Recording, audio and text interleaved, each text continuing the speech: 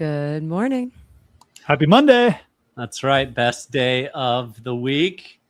Fall is not quite here temperature-wise, but you can smell it. It's coming soon. So we're excited down here. Will it into existence, Michael? It must. Will it into existence? I think this week will be the hottest week of the year. So got to keep that positive attitude on these Monday mornings. Yes, exactly. Well, are you guys, so you're still surviving? You survived the weekend. You're surviving the end of summer heat. Anything crazy happen? Yeah, had a great weekend. Popped up to Atlanta, saw my dad, my grandma, some of my cousins, some of my old friends. So, and trotting the two boys around. They had a good time just meeting a bunch of new people and running crazy with some of my high school friends and cousins that they haven't seen. So, a lot of fun. That's awesome. We went up to the mountains. Tried to escape the heat, and I think we did pretty successful. We spent a lot of time in a few creeks, waterfalls. The kids just like and me playing in the nice, cool mountain water. So good times. I fell down a waterfall. That wasn't fun. Flipped off. Got a nice "told you so" from my wife, so that's always fun. We talking like 2 feet or like 10? Oh no, just like, and it's one of those waterfalls that you slide down. So like, was at the top, sort of, was gonna walk over to the middle, and then slipped, fell down, and then slid down the area that you're not supposed to slide down, and didn't die. So all right. No broken bones. No broken bones. Yeah. All right. Good fun.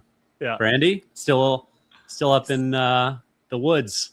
I am. Yeah, this will be my last podcast from up here for a little while. I had a big group of friends, and there were 15 of us total. So we were just having some mountain adventures. We cooked so much good food, made really nice cocktails. It was great. Really good time.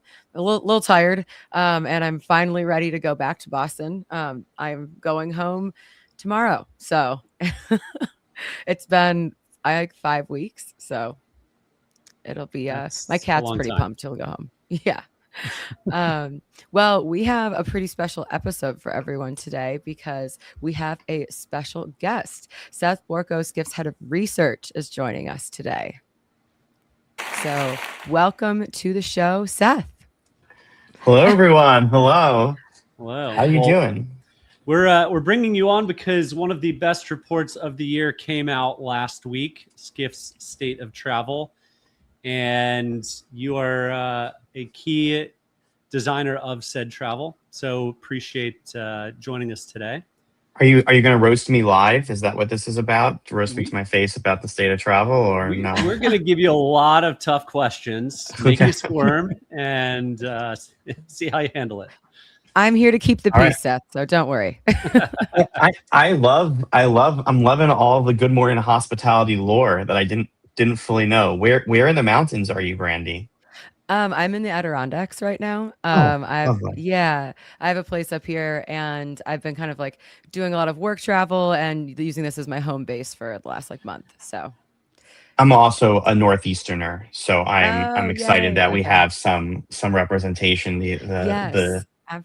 Absolutely. The rest of the crew is a little more, not as Northeast. Exactly. Well, we have so many fun things to talk about today, but before we do that, I want to give a shout out to our sponsors at StayFi. StayFi helps short-term rental operators build direct guest relationships through branded Wi-Fi portals, email marketing, and guest data tools that turn one-time bookers into repeat guests. So start growing your direct booking revenue today at stayfi.com/goodmorninghospitality. So we have lots of stats to go over today. And the first one I think we're pulling up is mine. And I had to choose something with AI, and we made it basically 5 minutes before AI came up. So Will, if you could show our AI stats. So this one I really liked because I think it visually showed me where we're headed. So you can see that the old state of the world is 10 links. You're getting results in Google. You have like 1,000 tabs open. And then the transition phase is 3 to 5 results. And then the final stage is just going to be 1 to 3 properties. And we've talked about this a lot before because, you know, we were talking about how travel and search is going to change so dramatically. But I think seeing the 1 to 3 properties really hit for me that if you are not really conscious and active about where you're choosing, you're just going to get served maybe one option.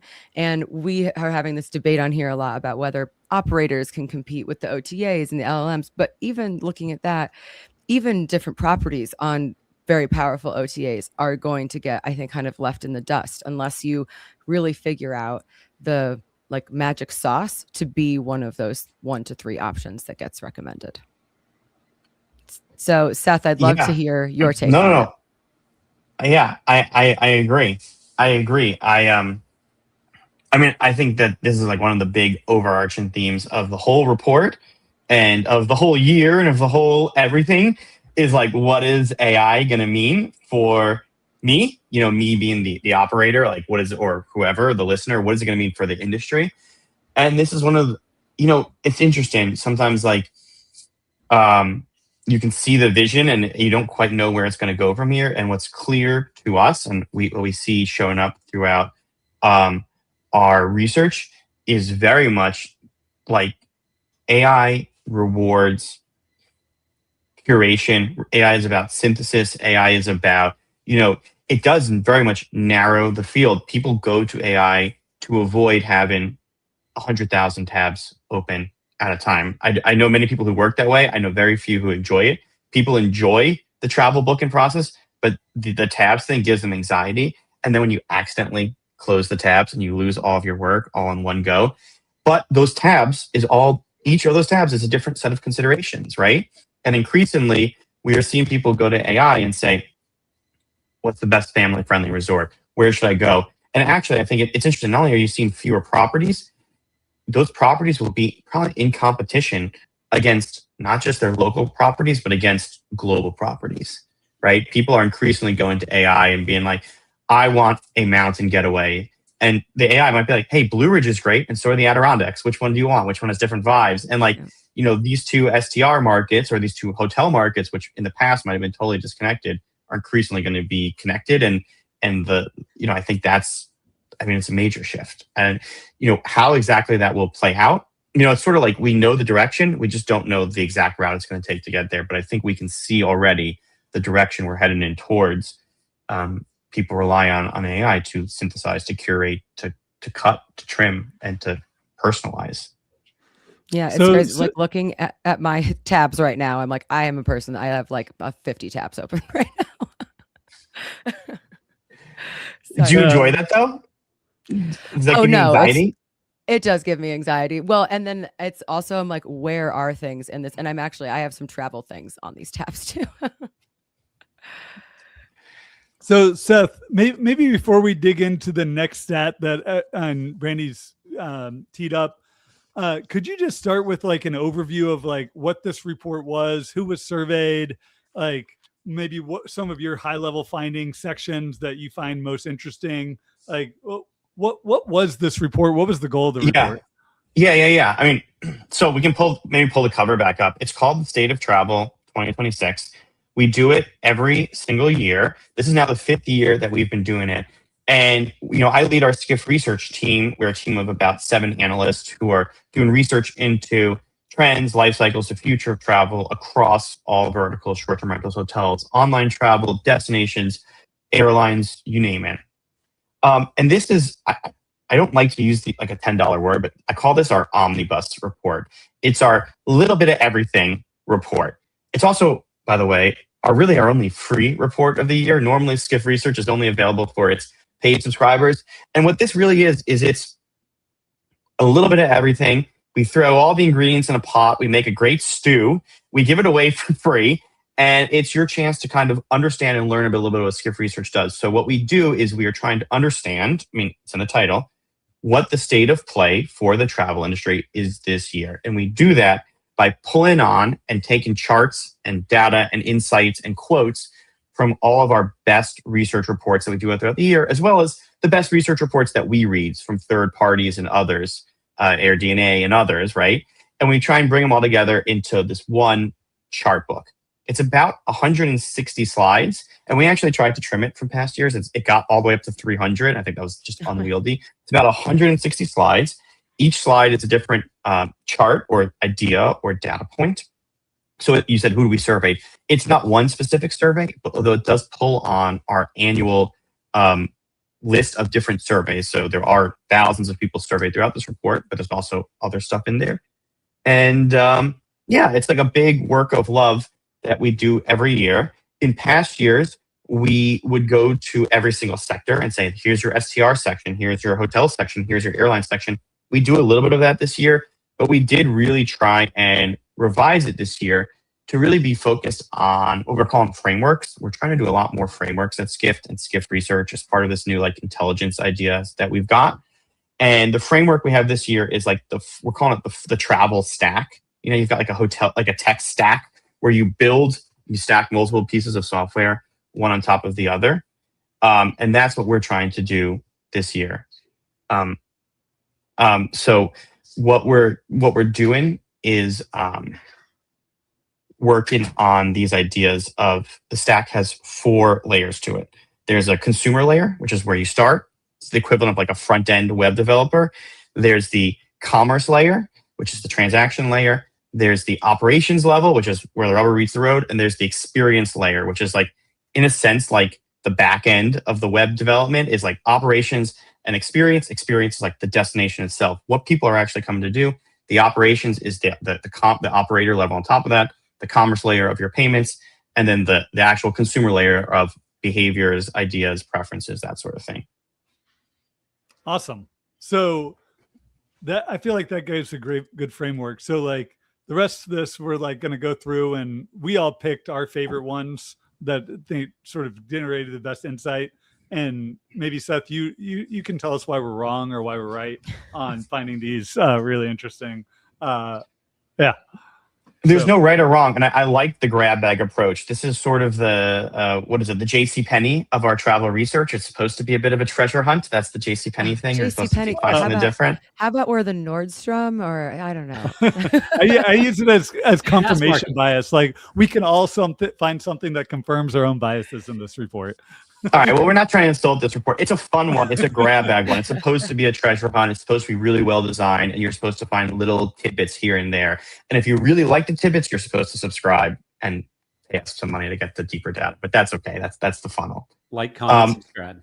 Like, comment, and subscribe. That's right. And Brandy, I think that you got a great one to start with, by the way. The AI one is one of our favorites, and we have a lot on AI here. Clearly, it's like I was saying, the topic of the year. Yeah, and I figured of the decade. I know, and sometimes I feel like, are we kind of like beating this down a little bit, like this topic on the show over and over? But then we're going through the report, and you see some the data that you've pulled out. It is just, I mean, I think year over year we're going to just see the impact change tremendously. So, well, my second stat is not AI focused. Going on to the experiences side of things. So Will, if we could pull up, yes, perfect. Thank you. Okay. So we've talked on here about the live tourism boom. I mean, the Taylor Swift Eras Tour, we had the World Cup, and this is like, people want connection. And so seeing this, big boom and for specific events I think it's really, I don't know. I think it's motivating. I think it feels happy that people are trying to get off their screens with our ever shrinking attention spans and actually get out there and connect with people. So I thought, and kind of had a 0.2 slide of that culinary experiences are one of the most popular activities. At over 70%, people are saying this is what we want to do on vacation. And I think food brings people together, and people are willing to go out and find these experiences and maybe even make it a point of the trip. Yeah. I think this goes hand in hand with the AI, because I think the more that people lean into AI, the more people are going to crave the human connection, whether it's through food, through events, or through concerts. So I think that is going to be a continued trend.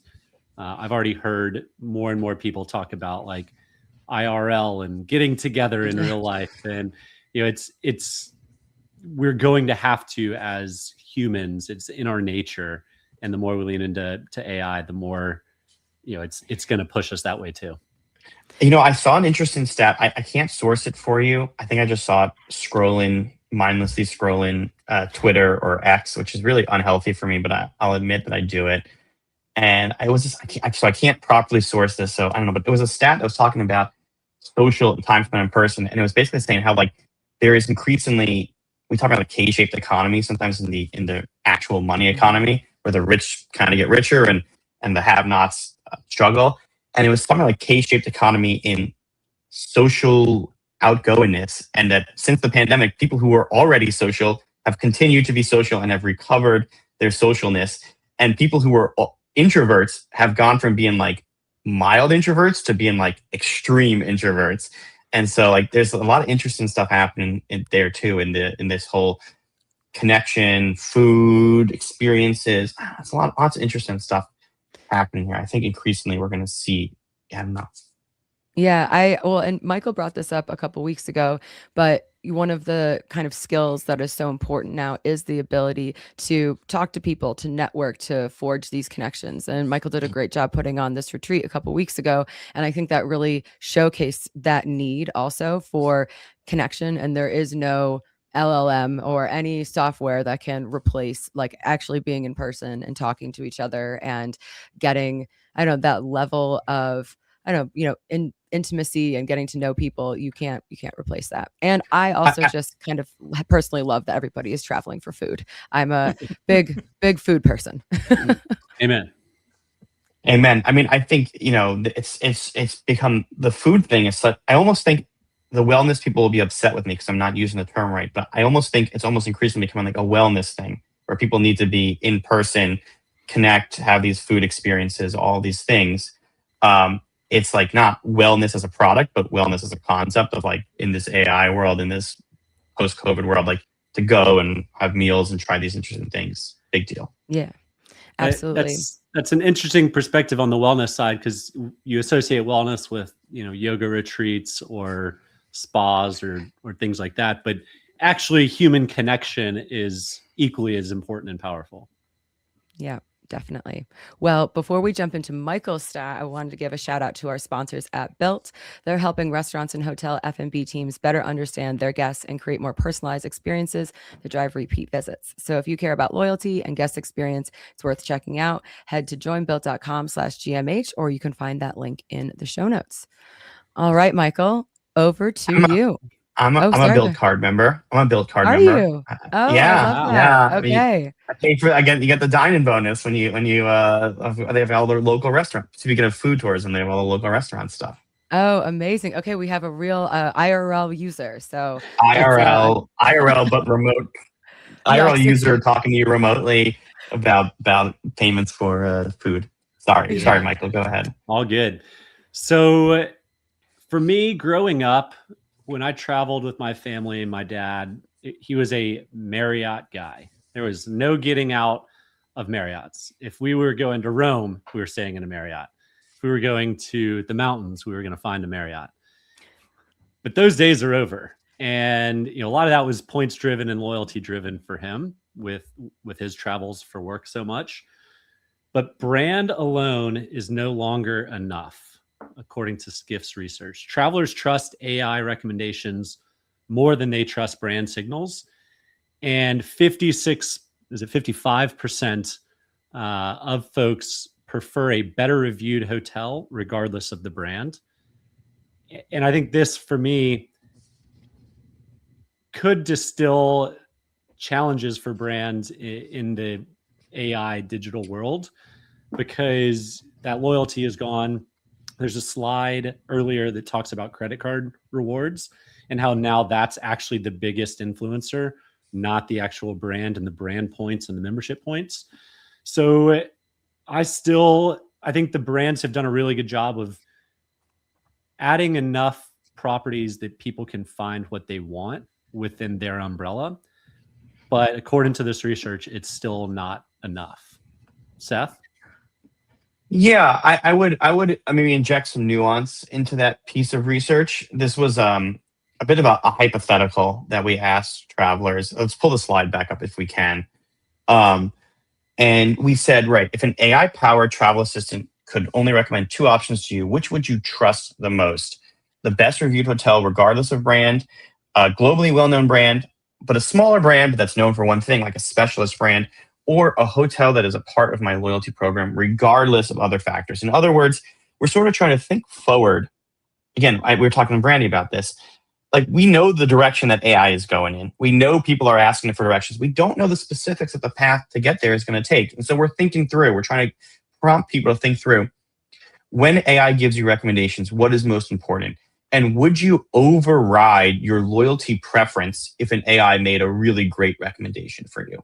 And the results that we're getting back are pretty clearly that AI has the ability to override loyalty. That's not to say it will immediately. That's not to say that Bonvoy is dead. I'm far from it. In fact, that's not to say that large hotel brands actually won't be the beneficiaries of AI and having that footprint. But it is to say it's sort of meant to be, and we did some deeper research in this, it's sort of meant like a warning shot across the bow to brands under the assumption that loyalty lock-in will keep your customers in that points ecosystem forever, that all you need to do is just invest in supply and product, that you continue to add product, you go across the globe, you get these people in through the business travel door, you give them points, and then they're in. That's the old model.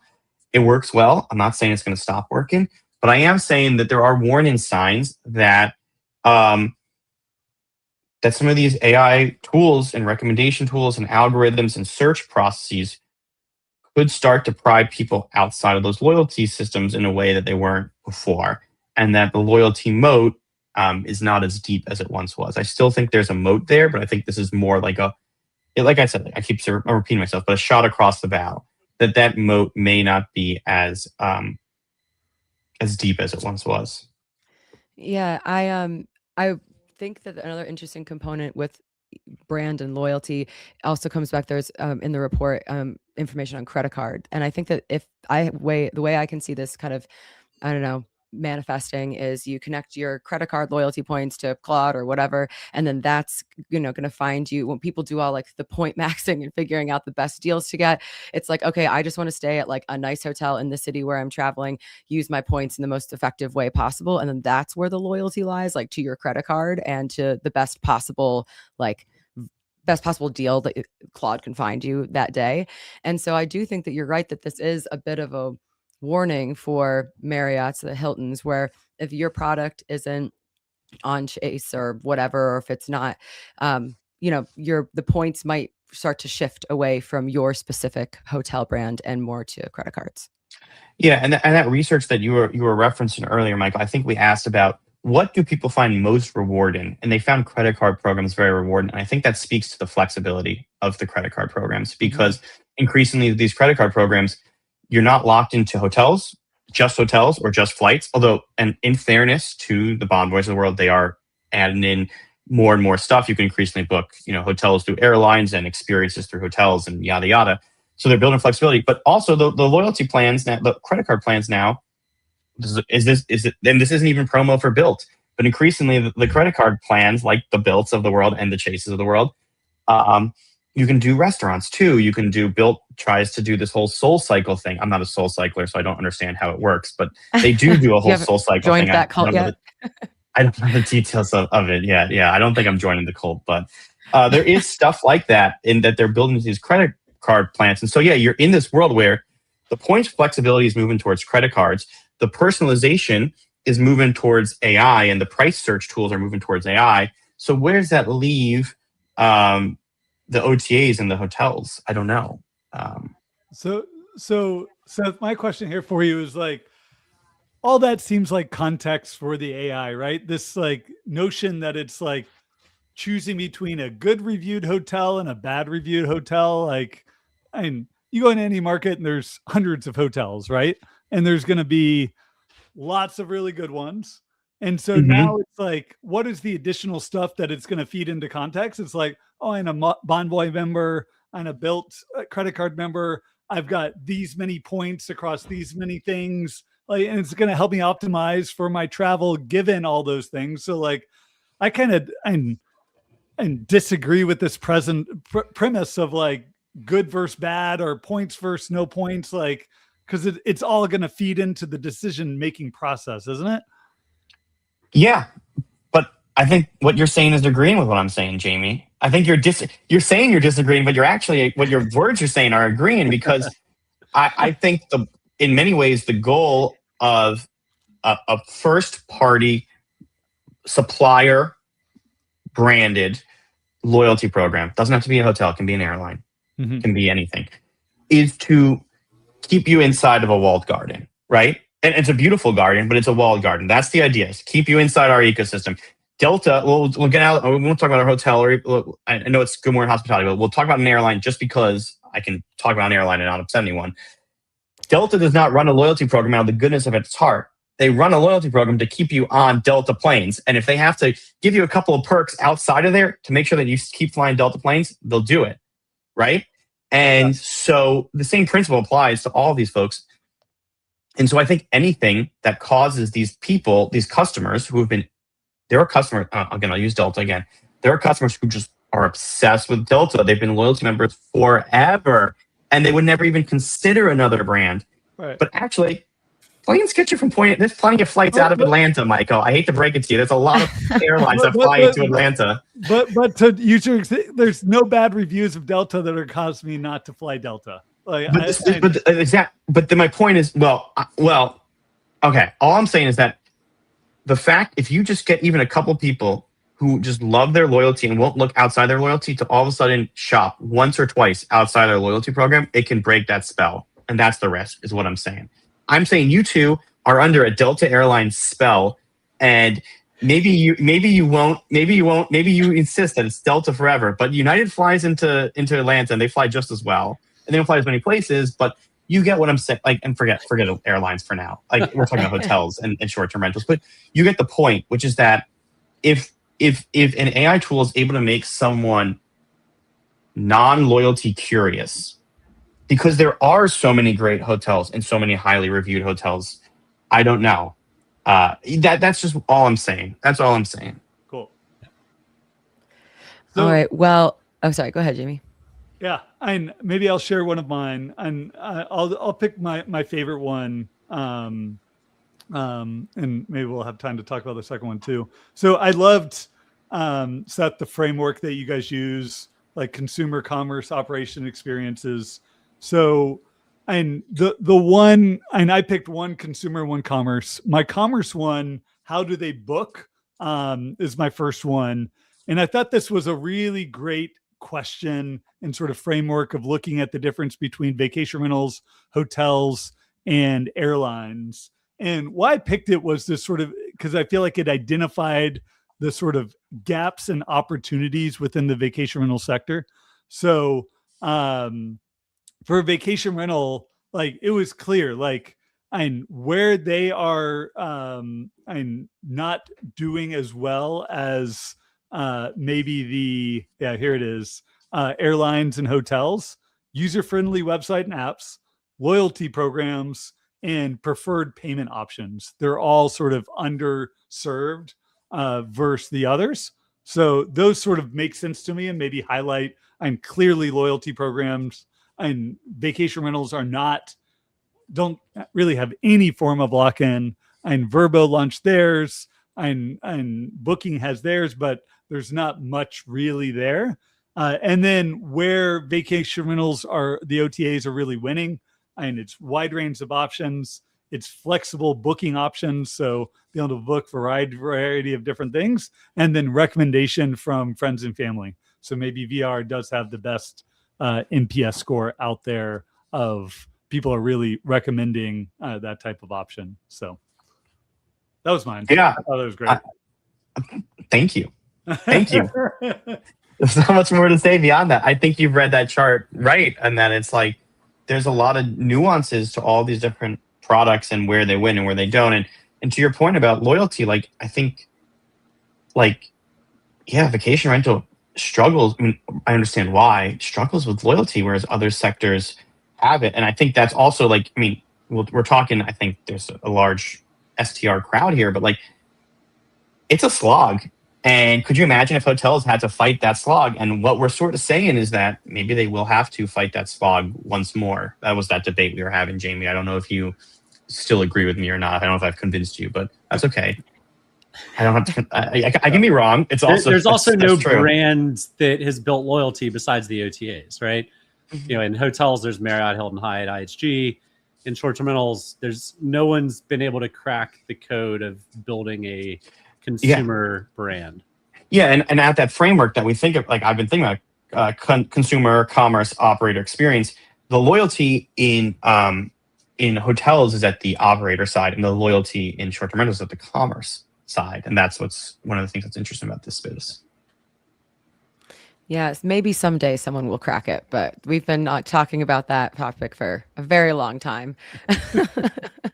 Jamie, you want to do your last one? Yeah, let me do my last one because Seth, you said this was one of your favorite ones too. And I feel like it talks about maybe where the future of travel is going. And I sort of paired them. They're sort of back to back in the report. And it sort of called out the continents and countries where travel is a lifestyle priority. And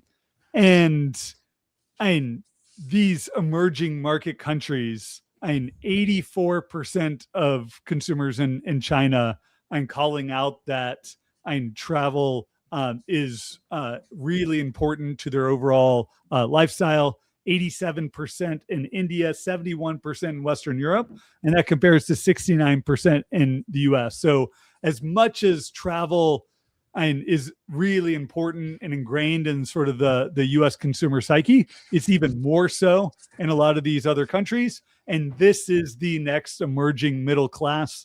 That is where wealth is being built right now. And if they're going to spend a larger share of that wealth on travel than even Americans or Western Europeans do, and that could bode really well for our sector.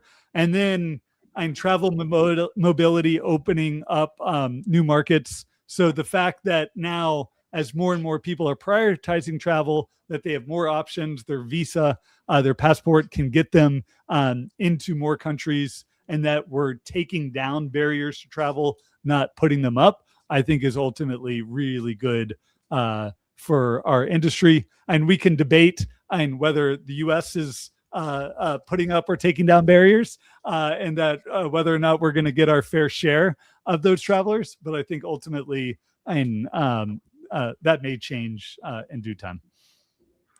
Yeah, I think it's going to be really interesting how this new kind of generation of travelers that are coming from different parts of the world are going to shape the global travel industry, where maybe for the last couple decades, it's catered more towards US consumers or European consumers. And I'm really curious to see what new flavor travel is going to take on in the coming, decade, as this whole new group has more money, different tastes, and travels differently. Yeah, I'm glad you picked those two, Jamie. And we were talking a little bit of prep for this, and I said, "What's your favorite?" I said, "This one." And Jamie said, "I picked that one already."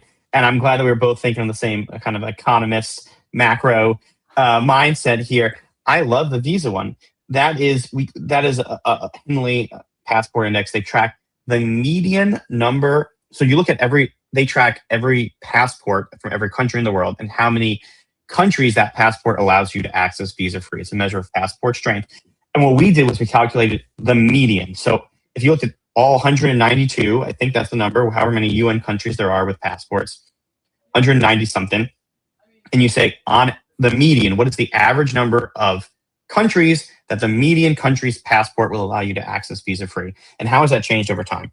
And it's doubled. It's almost 9. I mean, there's something like 200 countries. There's 90 something that are on average passport free. 50% of countries have more access than that. So, that's half the world at this point. It used to be 50 or less. And so, it really shows, and that's in just a couple decades, it shows this generation, this decade is not like we thought travel was big before. There is a whole world out there that required stamps, paperwork, application, fees, wait times, embassy visits, consulate visits, that is now available not just for us, to visit, but for them to go outbound, for them to come inbound to us and across Europe, it's really a different world.